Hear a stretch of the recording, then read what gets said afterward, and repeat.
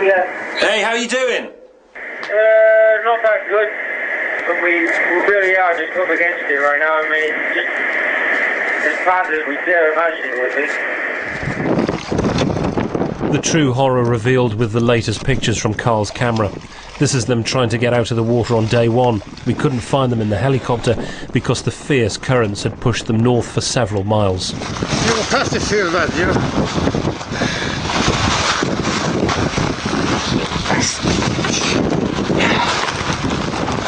Right. So how was that, Dimitri?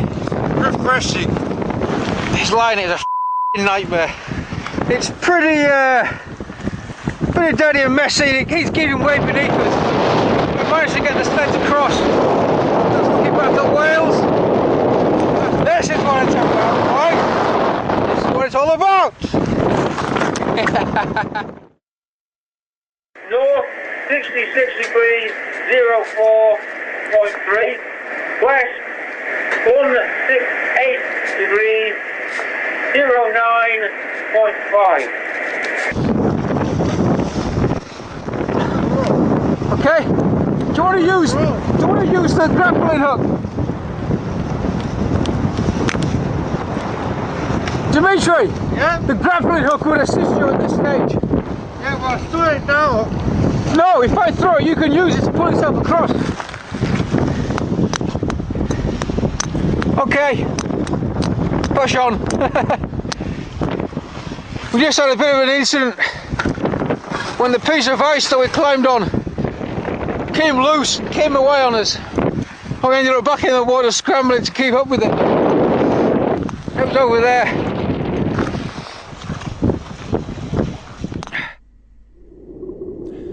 Today we're planning to head out and see Karl, but it's bad news when he phones us.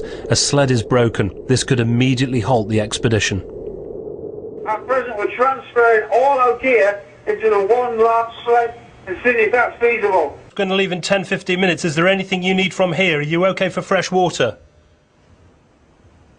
Yeah, we're fine. How about some toilet paper? We'll sort you out with that.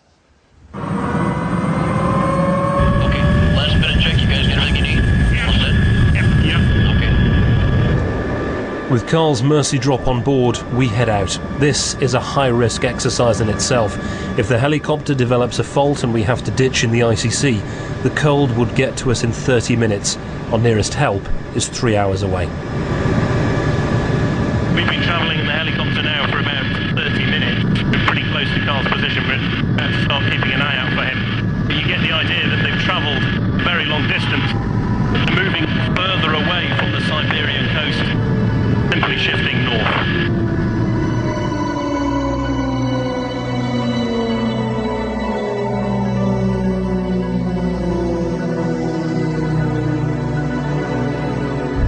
Okay, there's a red flare on your 11 o'clock. North 66, west 165. 62 miles from land on a piece of ice in the middle of a sea on top of the world.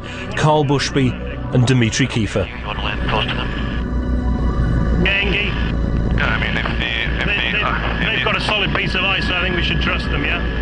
Yeah, I think that's all right.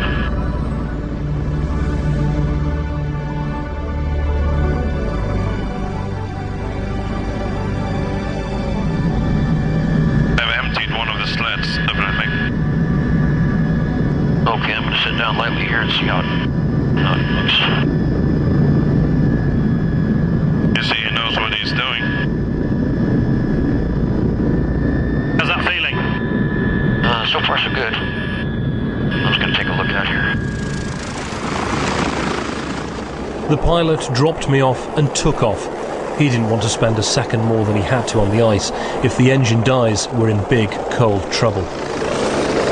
Hey guys, how you doing?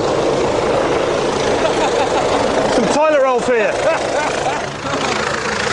This is the most expensive delivery I ever had.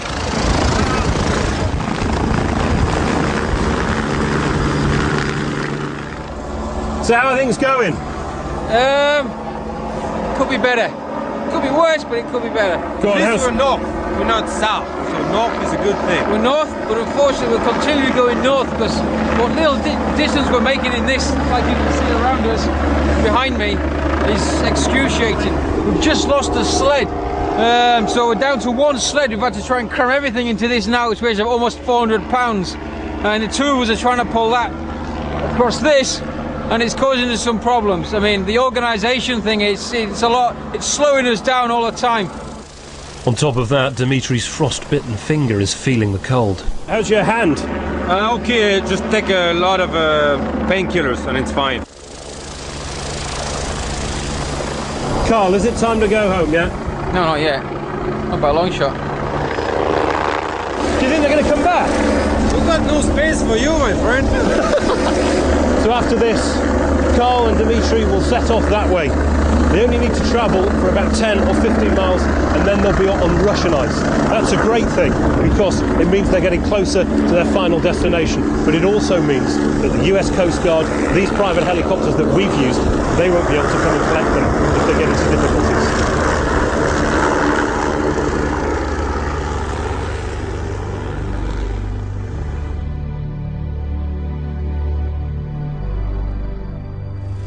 Never before have I felt so safe getting onto a helicopter.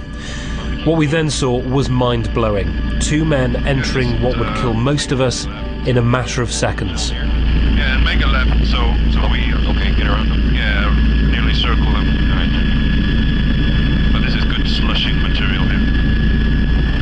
Boy, that's a lot of work just for a little distance there.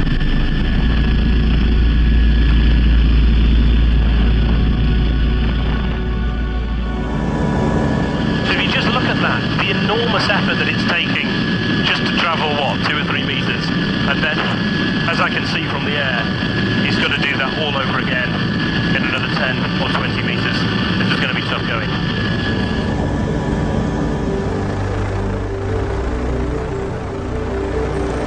So that's it, we leave Karl now. We also leave this area because we can't go into Russian territory.